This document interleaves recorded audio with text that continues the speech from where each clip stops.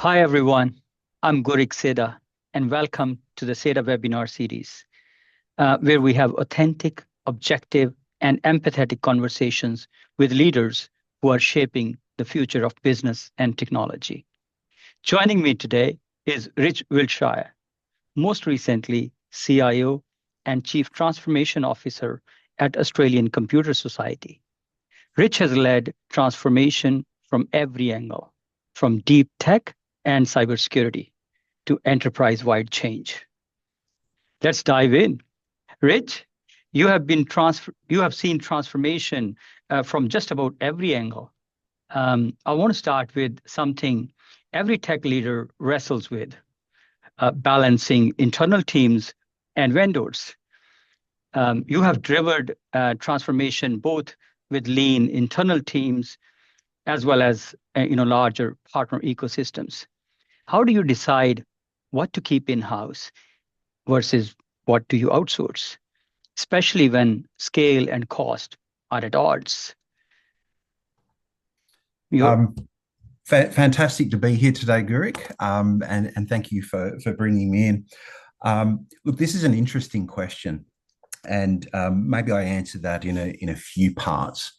I think from an internal team perspective, so as a first point, can they support the change? So lots of teams are really good at doing BAU and a lot of minor change. And particularly if they've been in an organization and doing the same thing for a long period of time, do they have the right skill sets for transformation? So transformation is big, it's hard, it's difficult, it can be stressful at times. Are they the right people to be able to do that? Then you've also got that balance of vendor working in an organization might not have the institutional knowledge that you need within the org.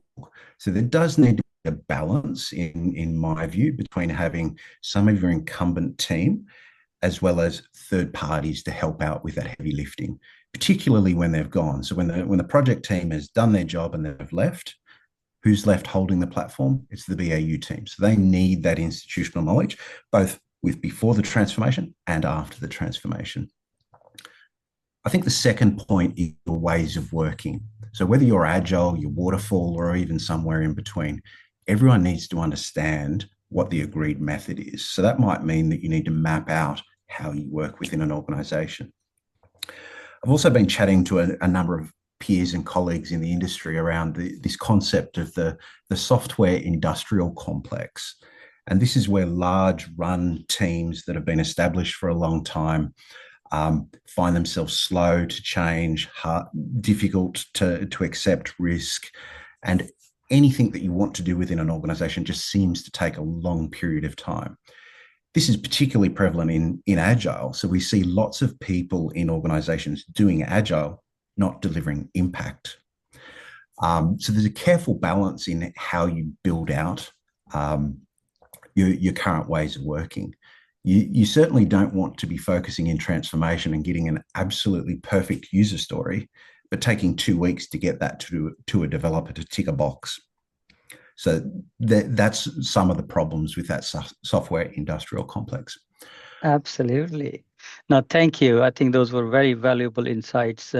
And as you said, I think, at the end of the day, experience plays a big role in terms of knowing what works and what doesn't work, and how do you, sort of shape the strategy to drive that equilibrium. Now, Yeah. thank you. Moving on, my next question is focused around data and AI. With your recent work building a new data and AI platform, how do you approach governance that enables flexibility and innovation, but still builds trust? Because that's a key challenge which most organizations are currently struggling with. Yeah. I think flexibility and trust are probably the big keywords for me. And to that, the first contentious point, not all data is valuable. And what I mean by that is a governance model needs to establish where your valuable data is. You might, for instance, store your customer's passport information and want to store that for 7 years. That actually becomes a liability. So do you need that? So first of all, understand what data is valuable to you. Secondly, you need to assign an arbitrary or a defined statement to the quality of that data. So is the data that you're collecting accurate? So you might have data that is, let's say, 80% accurate. Is that enough to bet the sheep station on when you're looking at a new market opportunity? Might be. But if you're marketing to individuals and you've only got 80% data accuracy, getting that data wrong and reaching out to someone with the incorrect name actually breaks trust in the relationship. So there's a very fine balance there between the right data and the quality of the data. And then, of course, with the platforms themselves, there was years ago a very strong focus around that centralized data model. So let's tip everything into a data lake, and or sometimes referred to as a data swamp these days. And we'll use that data to make insights and start making decisions. The problem with that is you can't find the data because there's so much there. So a more federated model is probably preferred in the future. And then I think probably the most important is understand how that data is important across the organization. You need to get consensus across all the key people in your organization that use that data on what it is, what its importance is, and what it's used for. Because if you start driving insight from a data platform and you're descending into conversations about views and opinions of what data is, you're not going to get anywhere. Absolutely. I think really good points there. And I think in our experience, we have seen like organizations, trying to jump on like, leveraging AI, but if they haven't sorted their data issues out, then, garbage in, garbage out kind of stuff happens. So I think it's very important for organizations to, first of all, understand their data really, really well, structure it right, and then have the AI, kind of applied in a manner which can help leverage those insights to help drive the decisions within the business and optimize the processes as they move forward. So thank you for that. My next question is, it kind of brings those two things together while we struggle in terms of balancing the whole overall transformation in terms of where you want to lead the organization into, and then you have this huge challenge around data that you're trying to kind of work with as well. And then we have the cybersecurity challenges on top of that. And you have turned around cybersecurity performance at ACS and built a mature practice at Chartered Accountants, ANZ, before that. And how do you embed like cyber into transformation without kind of slowing it down? Yeah, I guess it's a mindset as much as anything else, right? So a lot of organizations see cyber as a function for someone sitting in the basement wearing a hoodie and doing things in ones and zeros. The reality is it's about risk management and data protection. So cybersecurity exists to protect your data. From a transformation perspective, there's a couple of interesting views on how you deliver cyber maturity during transformation. But I'll use a very real world example that we deployed at ACS. When I started, we devised a strategic digital transformation program focused on 7 pillars. One of those pillars was a cyber pillar, but there was also big shifts delivered through the majority of the other 6 pillars. So an example of that is a network maturity uplift. We had availability and capacity problems, but also through the redesign and the rebuild of that, there was some really big shifts in cybersecurity through that. That didn't actually cost us any more to do that. They were small changes, but delivered real value. Interestingly, over this program, over 18 months, we exceeded our board's 3-year stretch objectives. So delivered in half the time or exceeded their objectives within half the time. But interestingly, also did it without the budget requirements. So typically, big cybersecurity strategies, multi-millions of dollars, you've got to buy software, it's hard, it's expensive, and everyone gets wrapped up into it. But if you put that into the center of the transformation, it changes the language. So I had an interesting conversation after delivering that. So we lifted our posture under a NIST framework from a very low to a very high over an 18-month period, and didn't require the revenue or the funding to be able to deliver that as a standalone pillar. So very interesting conversations on how you can achieve that without the typical budgets. And that really just does come down to transformation, security by design. Absolutely. No, I think you raised, a couple of very good points. I think in terms of that prioritization, because once we start talking about cyber across the organization, there are so many, different elements that need to be steered forward to make sure that you can offer the right level of protection for the organization while everything needs to be done eventually. But I think that prioritization, and how do you balance in terms of the funding that may be available or not available Yep. at a point in time, and you can plug the holes that needs to be plugged, as well as build the protections from a proactive manner. So I think that's absolutely critical, and we have seen that across many organizations that we have also worked with, that that prioritization and then taking that pragmatic approach in terms of doing the right things at the right time is absolutely critical. It could certainly be a Awesome. headache for a project manager to deliver under that sort of method. So, for example, identifying a need to mature your authentication when the project manager is not focusing on that at all. That can raise some interesting conversations, but the impact is well worth it. Absolutely. I'm going to ask you a little bit lighter question. Let's see if it is light or not. You have had CIO, CDO, and CISO titles. Which one causes most overnight emails?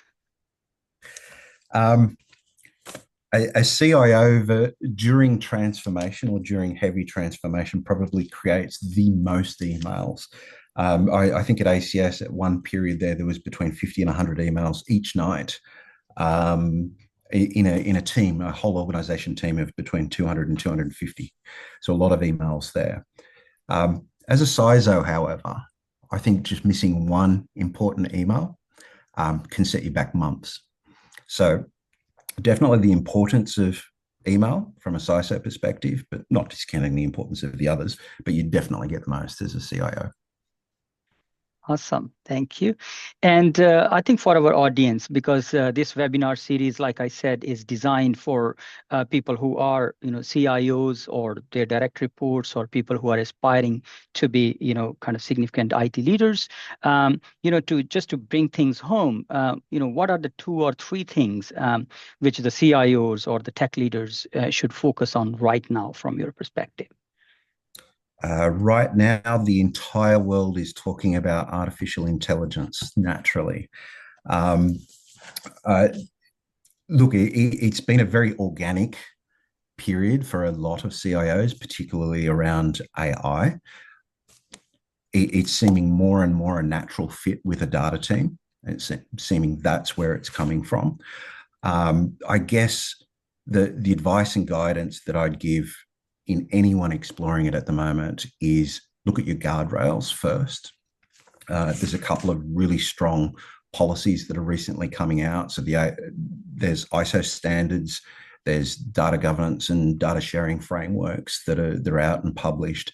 Grab those, understand them, because the majority of the risks that you're going to encounter is around the prolific use of AI.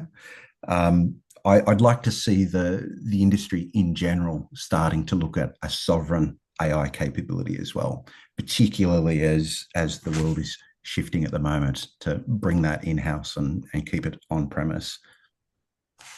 Absolutely. And I think, again, some of the stuff that we have seen is, typically like that, CIOs and tech leaders, struggle. One piece is like linking the business to technology. That kind of gap, in some way or shape exists all the time. So that's like one ongoing challenge that we see many CIOs, continuing to to fill that gap and engage with the business leaders more effectively. And that will include, even identification of the AI, application from a business perspective. What can deliver value? Because one of the challenges also is to, how do you show the value back to the business in terms of the ROI for the investments that are needed for AI, and then balancing that with governance and cybersecurity, as you mentioned earlier, is continuing to be one of the challenges. And another, I think, big factor that we have seen is also CIOs and other tech leaders, the ability to have really powerful teams that are kind of motivated, teams that are kind of with the leader to help deliver on certain objectives. We see that as one of the key catalysts in helping driving those outcomes. So any last words from you on some of that stuff? Yeah, a couple of points that I jotted down there. I think back to AI, it's a particularly interesting period for a CIO because AI has taken everyone by surprise. And there's lots of platforms out there and a lot of people experimenting. And the need to keep up to date with the technology, understand the risks and the impacts to an organization, while you've got your non-IT peers actually out and playing with it. That's a huge challenge. I think to the team itself, your success as a CIO is based on the capabilities of your team. More and more, we're less expected to understand the deep, down in the weeds technology itself, and focus more on the people leadership. And having really strong teams are sure to get success. Awesome. Thank you so much, Rich. You've been really kind of, very thoughtful insights that you shared. I'm sure, people listening in, will get some tips or resonate with them, in terms of what they are driving within their organization. This is the exactly, kind of leadership that we want to showcase as well. So thank you to all who are watching, and please follow Sedha Consulting on LinkedIn for future episodes. Thank you all. Thanks, Rich.